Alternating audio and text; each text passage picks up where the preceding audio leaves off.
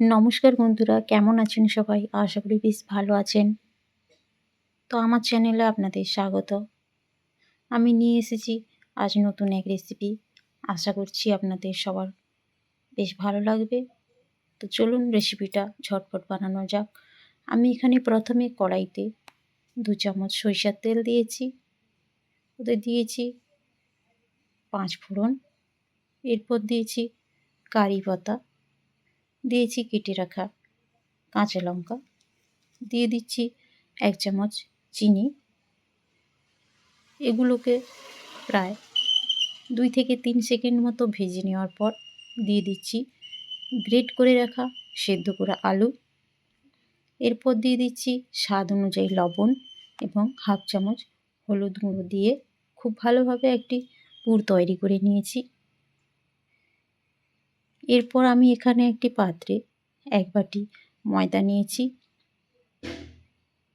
দিয়ে দিচ্ছি স্বাদ অনুযায়ী লবণ এবং 1/2 চামচ কালো জিরে, আর দিয়ে দিচ্ছি 2 টেবিল চামচ সাদা তেল। তো এই শুকনো উপকরণগুলিকে হাতের সাহায্যে খুব ভালোভাবে মেখে নিতে হবে। এরপর আমি ওতে দিয়ে দিচ্ছি জল। এরপর জল দিয়ে খুব ভালো করে একটি ডো তৈরি করে নেব। তো একেবারে নরম নয় এবং একেবারে শক্ত নয়, মিডিয়াম করে ডোটা রেডি করেছি।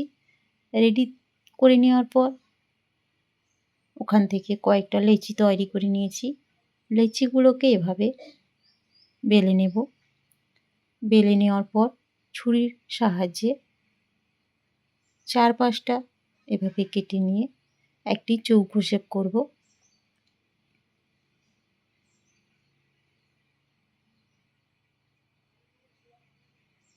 তো এই বাকি কেটে রাখা অংশগুলো ফেলে না দিয়ে ওগুলো থেকে আমি আবারও পুনরায় এভাবে করে নিতে পারবো। তো দিয়ে দিচ্ছি তৈরি করে রাখা আলুর পুর 1 চামচ দিয়ে এভাবে হাতের সাহায্যে লম্বা করে নিয়েছি। এরপর এইভাবে হাতের সাহায্যে উঠিয়ে নিয়ে কিছুটা অংশ মুড়ে নিয়েছি। এরপর ছুরির সাহায্যে বাকি অংশটাকে এভাবে কেটে নেব।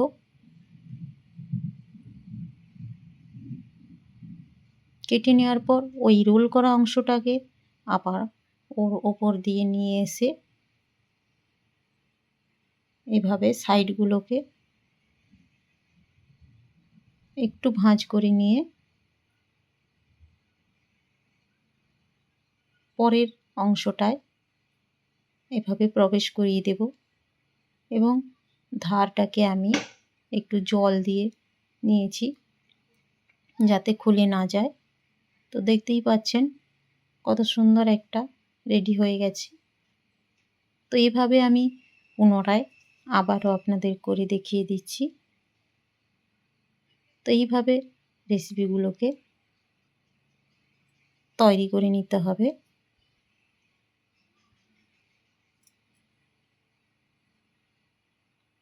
এভাবে সাইডে জল লাগিয়ে পুনরায় রোলটাকে আবারও একইভাবে ভাঁজ করে গোল করে নেব।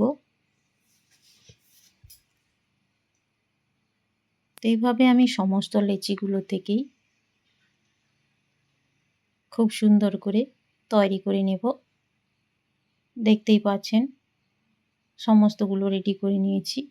এগুলোকে ভেজে নেওয়ার জন্য গ্যাসের ওভেনে তেল গরম করে নিয়েছি। তো এই গরম তেলের মধ্যে দিয়ে দিয়েছি। এক সাইড লাল হয়ে এলে আবার অপর পাশ উল্টে নেব। তো এই সময় গ্যাসের ওভেনটা একটু লো ফ্লেমে রাখতে হবে।